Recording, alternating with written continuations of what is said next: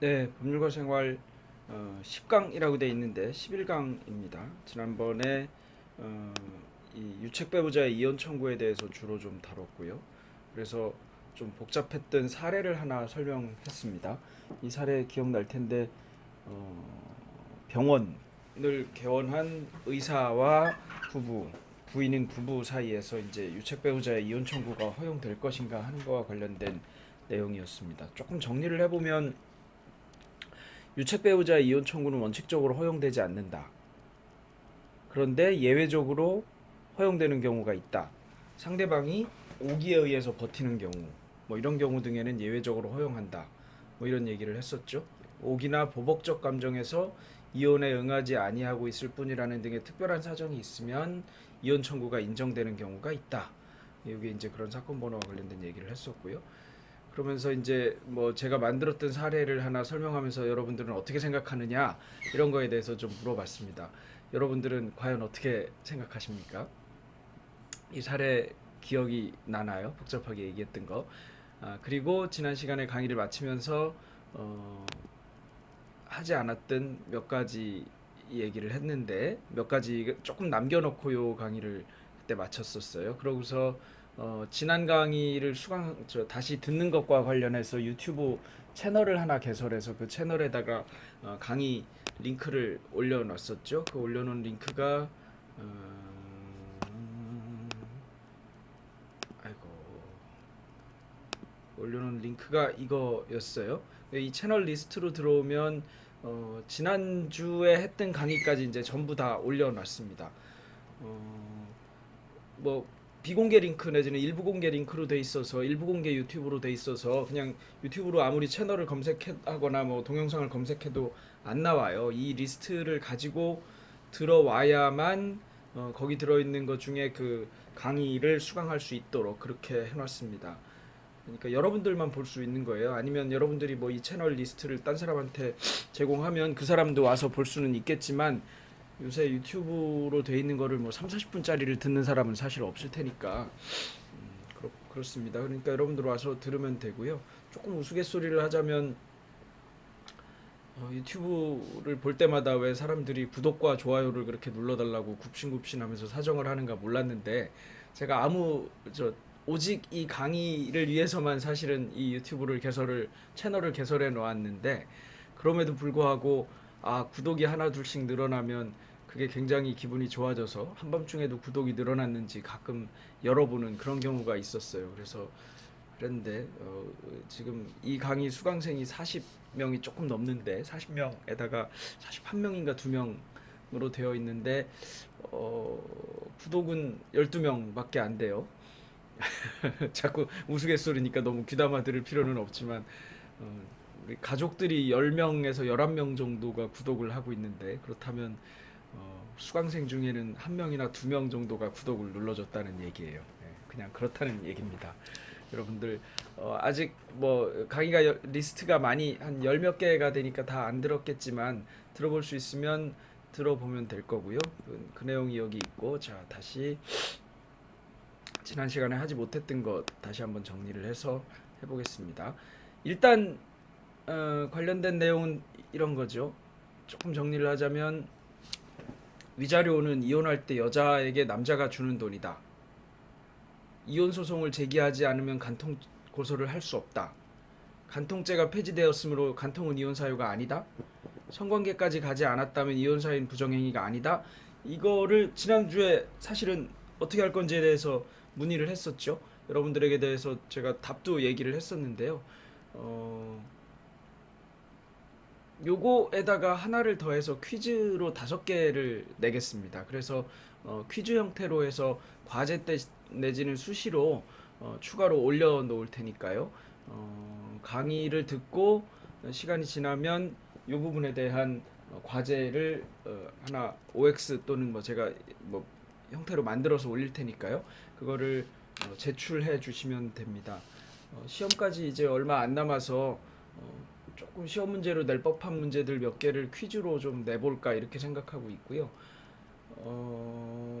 과거에는 어떻게 했냐면 13주까지 강의를 마치고 14주에 1주에서 13주에까지의 강의 내용을 한번 전부 다 정리를 한번 한 적이 있습니다. 간단하게 최대한 빨리 정리를 한번 하고 그 다음에 15주차에 수강 시험을 쳤는데, 그러다 보니까 이제 온라인 강의를 하게 되면 14주차 강의만 들으면 그러면 15주차에 시험을 칠 수 있느냐, 이제 이런 문제가 생길 수 있잖아요. 그래서 14주차에 정리하는 거를 지난부터 안 했었거든요. 그러다 보니까 한 강의가 남잖아요. 그래서 이걸 어떻게 할 것인가 약간 고민이 되고 있어요.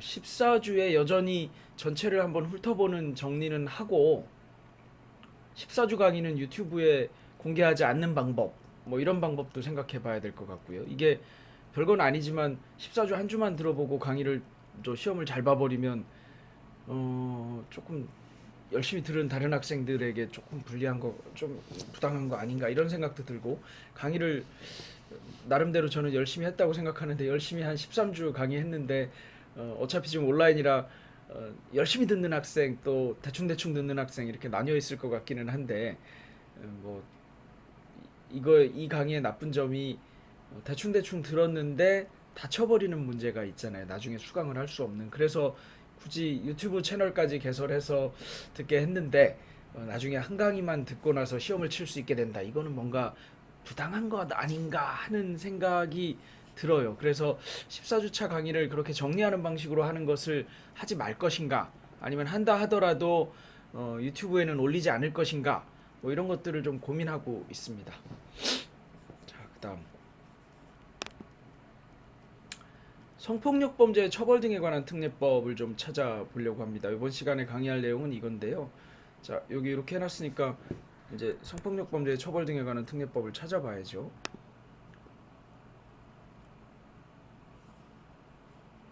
법제처.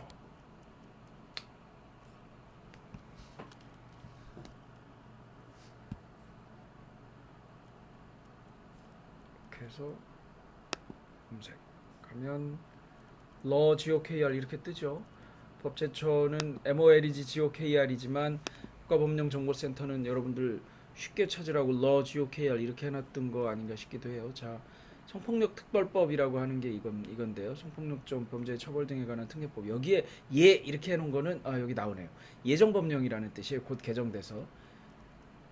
자, 들어가 봅시다.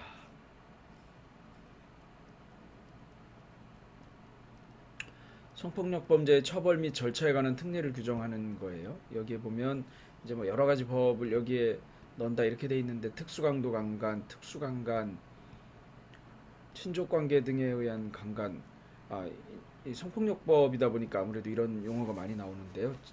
언젠가 한번 강의를 했을 때인데 강의 평가인가에 관련해서 강간이라는 용어가 적정하지 않다, 성폭력이라는 용어도 있는데 왜 강간이라는 표현을 쓰느냐 이런 항의를 받은 적이 있어요. 근데 법률은 되게 명확해야 해서 그런 거를 다 이제 성폭행, 성폭력이라고 광범위하게는 얘기를 하는데, 구체적으로는 어떤 건 강간이고 어떤 건 강제추행이고 어떤 건 유사강간이고 뭐 이렇게 나뉘어지다 보니까 용어가 듣기가 좀 불편할지는 몰라도 법률을 하는 경우에는 그걸 정확히 얘기할 수밖에 없거든요. 그래서 이렇게 얘기할 수밖에 없어요. 그리고 그 용어를 써야 되는 사람들이니까 이제 뭐 그거는 또 어쩔 수 없어요. 여기 보면 그렇게 치면 사실은 이 조항을 보는 것 자체가 다 굉장히 어렵죠. 여기 이제 여러 가지 형태의 성폭력 범죄가 나옵니다. 이렇게 쭉 나오죠. 근데 여기에 보면 이제 뭐가 나오냐면 업무상 위력 등에 의한 추행, 업무나 고용, 그 밖의 관계로 인해서 자기의 보호 감독을 받는 사람에 대해서 추행하면 3년 이하의 징역이고, 그다음에 공중 밀집 장소에서의 추행도 있어요. 이게 뭘까요? 지하철역 같은데 사람 많은 뭐 신도림역 이런 곳 있잖아요. 그런 데서 교통수단, 공연, 집회 장소, 그 밖에 공중이 밀집하는 장소에서 사람을 추행한 사람은 3년 이하의 징역 또는 3천만 원 이하의 벌금에 처한다. 제가 지하철을 타고 가는데 하여튼 지하철 타고 갈 때 추행하는 거, 이게 이제 전형적인 공중 밀집 장소에서의 추행이에요. 그 다음에 12조에 이런 것도 있어요. 성적 목적을 위한 다중 이용 장소 침입행위. 자기의 성적 욕망을 만족시킬 목적으로 화장실, 목욕장, 목욕실, 발한실 어디예요? 발한실이 뭘까요? 사우나예요, 사우나. 땀을 내는 곳이잖아요. 모유 수유 시설, 탈의실 등 불특정 다수가 이용하는 다중 이용 장소에 침입하거나 같은 장소에서 퇴거 요구를 받고도 응하지 아니하는 사람은 1년 이하의 징역 또는 1천만 원 이하의 벌금에 처한다. 성적 목적을 위한 다중 이용 장소 침입 행위도 처벌해요. 그다음에 통신매체 이용 음란행위. 자기 또는 다른 사람의 성적 욕망을 유발하거나 만족시킬 목적으로 전화, 우편, 컴퓨터, 그 밖의 통신 매체를 통하여 성적 수치심이나 혐오감을 일으키는 말, 음향, 글, 그림, 영상, 물건을 상대방에게 도달하게 한 사람은 2년 이하의 징역, 아까 요거보다 조금 높죠. 2년 이하의 징역 또는 2천만 원 이하의 벌금에 처한다. 문자로, 소위 문자나 SNS나 이런 걸로, 또는 뭐 페이스북 메신저로 음란한 말이나 이런 거를 계속해서 보내는 거, 이렇게 하면 요거는 이제 처벌된다는 얘기입니다. 카메라나 그 밖의 이와 유사한 기능을 갖춘 기계 장치를 이용해서 성적 욕망 또는 수치심을 유발할 수 있는 사람의 신체를 촬영 대상자의 의사에 반해서 촬영하면 형량이 확 높아지죠. 7년 이하의 징역 또는 5천만 원 이하의 벌금. 지난번에 정준영 사건 얘기를 하면서 얘기를 했는데, 둘이서 성관계하는 장면을 찍어요. 그거는 성적 욕망 또는 수치심을 유발할 수 있는 거죠. 그거를 촬영하는 건데, 이거는 동의를 안 받고 촬영한 경우에만 처벌하는 거예요. 촬영자의 의사에 반해서 촬영하는 경우에 처벌해요. 근데 둘이 뭐 그런 것도 많이 한다잖아요. 뭐 둘이 기념적인 걸 뭘 남기겠다 이러면서 촬영하죠. 이런 거는 처벌 대상은 아니에요. 동의가 있었으면. 그 다음에 지하철에서 지하철 계단 올라가면서 지나가는 여성의 짧은 치마를 입은 여성의 치마 밑에 카메라를 넣어서 촬영한다. 또는 허벅지가 보이는 부분을 계속 촬영한다. 이런 거. 이게 성적 욕망 또는 수치심을 유발할 수 있는 사람의 신체에 해당해서 처벌 대상이 될 수 있죠. 그런데 형량이 굉장히 높아요. 그런 점에서 예전에 이제 지하철에 앉아서 있다가 맞은편에 앉아 있는 여성의 가슴 부위를 촬영한다든가 바지를 입은 여성의 허벅지 부위를 촬영한다든가 이렇게 하는 행위를 두고 어떤 판사가 그거는 성적 욕망이나 수치심을 유발할 수 있는 사람의 신체가 아니다, 이렇게 얘기해서 무죄를 선고한 사례가 있었어요. 또 어떤 판사는 그런 경우에도 성적 욕망 또는 수치심을 유발할 수 있는 신체에 해당한다라면서 유죄를 선고한 경우도 있었고요. 그 무죄 판결을 선고한 판결에 대해서는 굉장히 비난 여론이 많았었죠. 그다음에 촬영물 또는 복제물, 아까 여기 한 요 복제물을 반포 또는 임대 이렇게 하면 또 처벌하죠.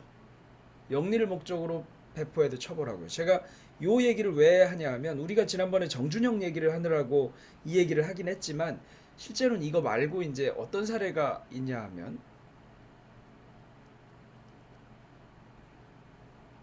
다시 파워포인트로 돌아오죠. 자, 성폭력범죄 처벌을 등에 관한 특례법은 이런 거를 다 처벌해요. 그런데 기수와 미수 개념이 있어요. 기수가 뭐고 미수가 뭘까요? 기수, 사람 이름 아니에요, 둘 다. 기수는 어떤 범죄가 완전히 완성된 거를 얘기하는 거예요. 미수는 범죄를 하려고 했는데 범죄가 성공하지 못한 거, 중간에 그만둔 거, 이런 게 미수죠. 절도, 기수 이렇게는 굳이 표현하지 않지만 절도는 어디 가서 물건을 훔치면 완성되죠. 물건을 훔쳐서 들고 나오면 절도예요. 미수는 물건을 훔치려고 손을 대는데 탁 잡혔어요. 이게 미수죠.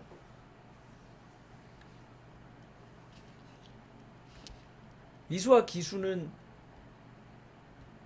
왜 구별할까요? 일단 기수, 범죄를 완성한 경우는 처벌해야죠. 미수는 항상 처벌하지는 않거든요. 그러면 그에 반해서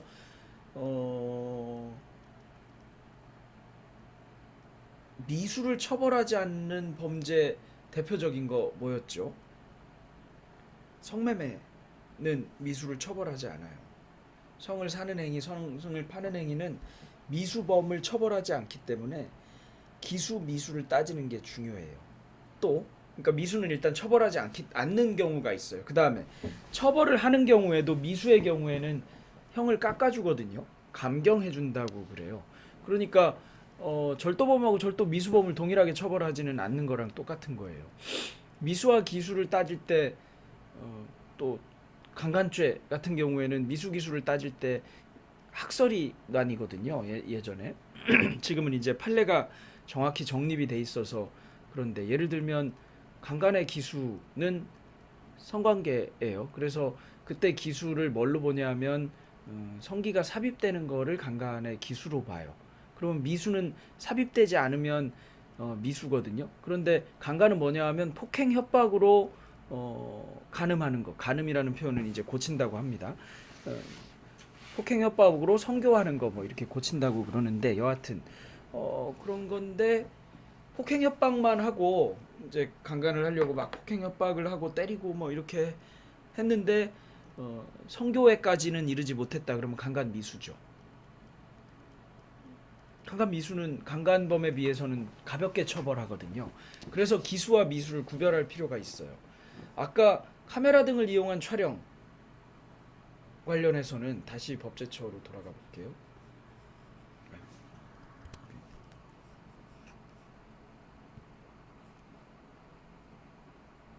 이게 미수범을 처벌하는지를 따져봐야 되거든요. 미수범 처벌은 여기에 나와요. 3조부터 9조, 14조, 14조에 2 및 14조에 3의 미수범은 처벌한다 이랬죠. 14조에 2, 14조 카메라를 이용한 촬영 처벌해요 안 해요? 처벌하네요. 공중밀집 장소에 업무상 위력에 의한 추행 말고 아까 14조, 12조 성적 목적을 위한 다중이용 장소 침입 행위는 미수범을 처벌하지 않네요. 안 써있죠. 9조까지는 처벌하지만 10조, 11조, 12조, 13조는 안 처벌한다는 거잖아요. 13조 통신매체 이용 음란행위도 안 처벌하죠. 미수범은.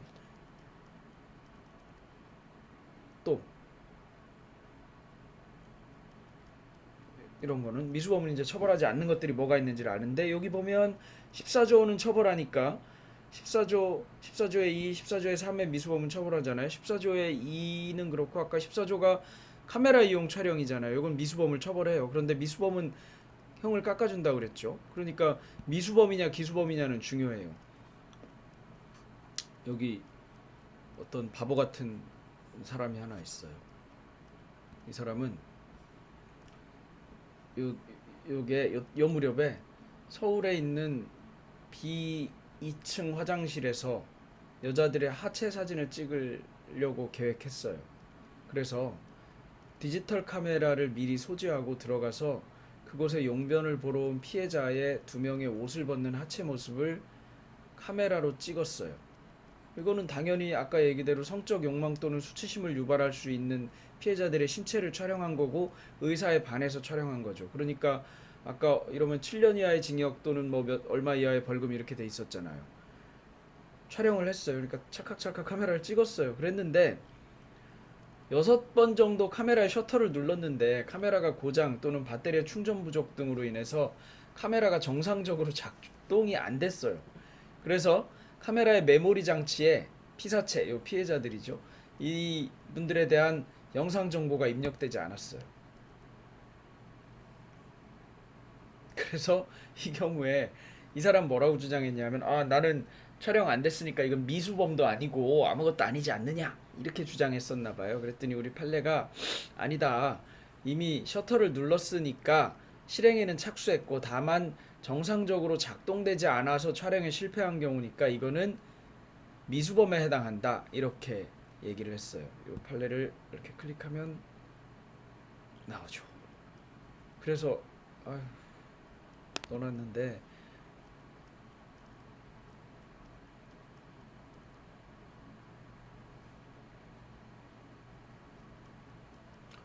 판례는 이런 식으로 찾아봅니다. 중앙지방법원 판례네요. 서울지법이었네요. 그때는. 지금은 여기를 중앙지법이라고 그랬거든요. 그래서 카메라 속에 영상 정보가 입력된 상태에 도달해야 되는데 카메라 셔터를 눌렀으나 촬영에 실패하면 미수범이다. 이렇게 봤습니다.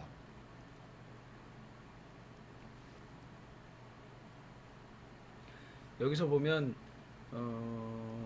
하체 사진을 찍기에 이렇게 저는 피고인에게 적용하였으나 원심은 아예 이것도 촬영 저장 안 됐지만 카메라를 찰칵 눌렀으니까 이미 이거는 촬영한 것이다 이렇게 얘기를 했는데, 우리 법원은 처벌하지만 그 경우에 적어도 필름 또는 메모리 장치에 영상 정보가 입력은 돼야 된다.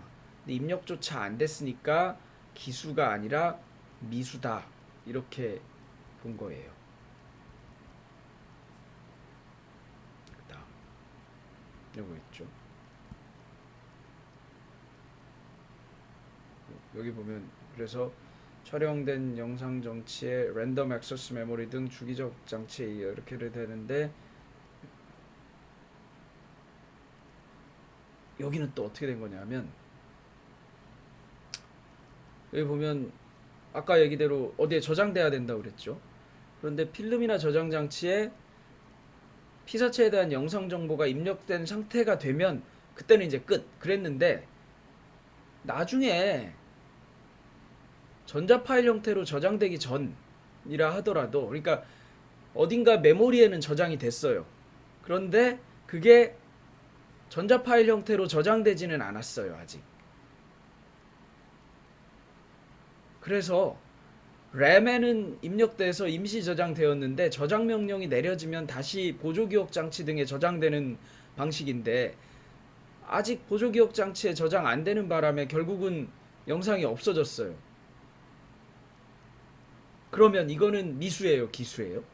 우리 법원은 이런 경우에 영상이 구체적으로 안 남았다 하더라도, 아까 기수를 어디로 봤냐 하면 영상이 뭐 필름이든 아니면 뭐 저장 장치든 어디에 저장되면 끝난다고 그랬죠. 그러면 완성된 거라고 그랬죠. 근데 램에는 저장됐는데 보조 기억 장치로 가서 완전히 파일 형태로 저장되기 전에 없어져 버렸어요. 그게 저장 명령을 안 내렸어요. 그런 경우에도 기수다. 이거는 이런 거예요. 그러니까 얘는 앞에 전원이 잘못돼가지고 눌렀는데 안 찍힌 애는 미수. 얘는 다행이죠. 이걸 다행이라고 해야 되는 거 아니에요? 카메라가 정상적으로 작동되지 않아서 아예 저장이 안 됐으니까 얘는 미수. 그래서 감경.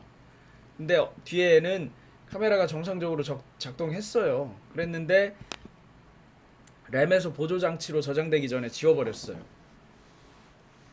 이런 거예요. 쉽게 말해. 찍었는데 찍는 현장을 딱 잡혔어요. 그랬더니 얼른 파일을 삭제해버렸어요. 영구적으로. 그러면 미수예요? 아니죠. 기수죠. 그런 경우에. 파일로 남기 전에 어디엔가 저장돼 있었다 하면 그걸로 끝이라는 거예요. 뭐 그렇게 복잡한 기술 저희가 있을지는 모르겠지만, 자, 요거는 왜 해놨냐 하면,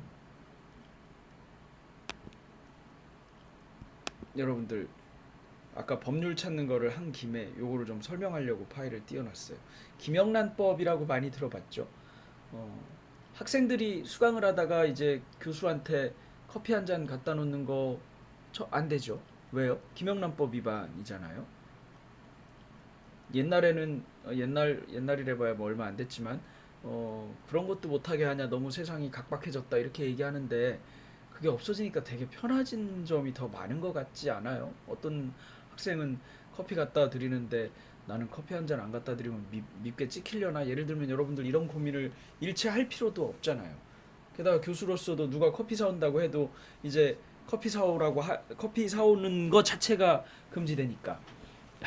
제가 어떤 대학교의 징계위원도 몇 군데를 겸하고 있거든요. 우리 징계한 것 중에 하나가 이런 거였어요. 그 해당 교수가 지금처럼 온라인 수업을 할 때가 아니니까 과제를 늦게 내거나 또는 출석이 늦어서 지각을 했는데 지각을 좀 정리해 달라고 부탁을 하러 교수실에 왔어요. 그랬더니 교수가, 야, 너는 그런 걸 부탁하러 오면서 맨손으로 오냐? 빈손으로 오냐? 이랬어요.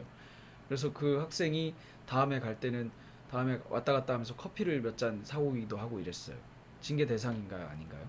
교수는 뭐라 그랬냐면, 자기는 사실은 뭘 사오라는 뜻으로 한 말은 아니고 그냥 친하니까 친근감에 그런 표현을 했다 이렇게 얘기했어요. 자기는 친근감에 표현했을지 모르겠지만 듣는 학생은 엄청나게 친한 학생이 아니라면 에이 교수님, 교수님이 나보다 돈도 더 많이 버는데 교수님 돈으로 사서 드시고 저도 한 잔 사주세요, 이렇게 말하기가 쉽지 않아요. 내가 이번에 커피도 안 사가지고 가는 바람에 찍혔을까? 이렇게 걱정이 되죠. 그래서 징계했어요. 그런데 그 김영란법은 법제처에다가 아무리 김영란법이라고 쳐도 아이고, 안 나와요.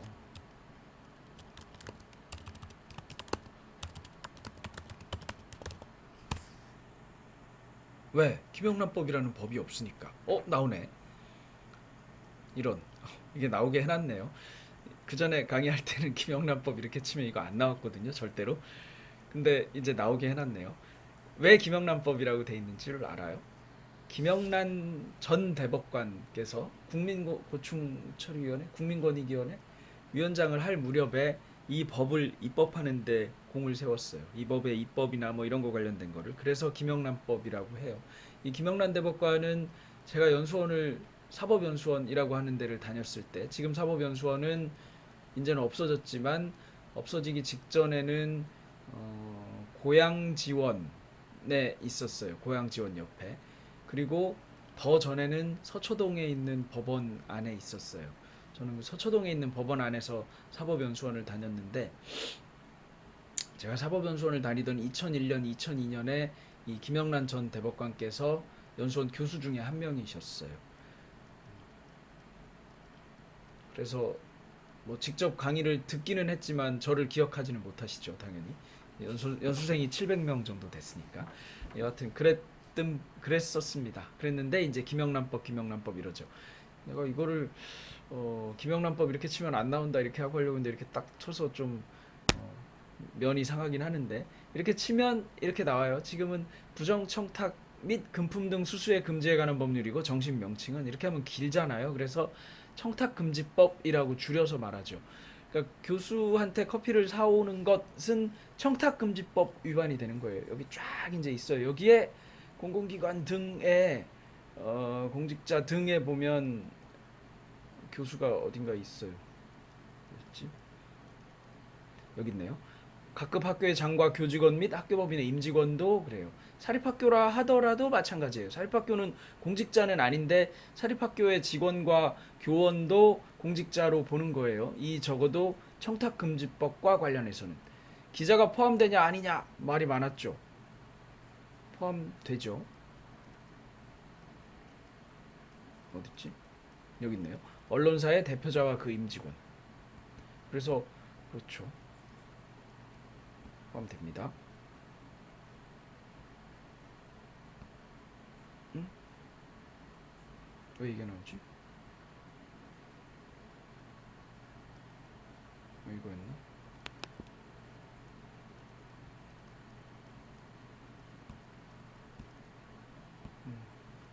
자, 이렇게 얘기를 좀 했고, 요 사례 얘기했고, 요 케이스는 퀴즈로 하나 낼 거고요. 성폭력범죄처벌법 얘기를 좀 했고, 기수미수 얘기를 했어요.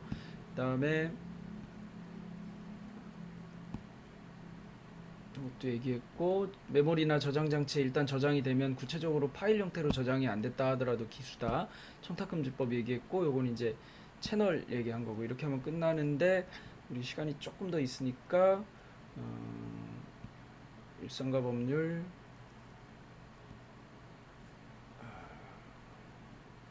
어디 갔냐?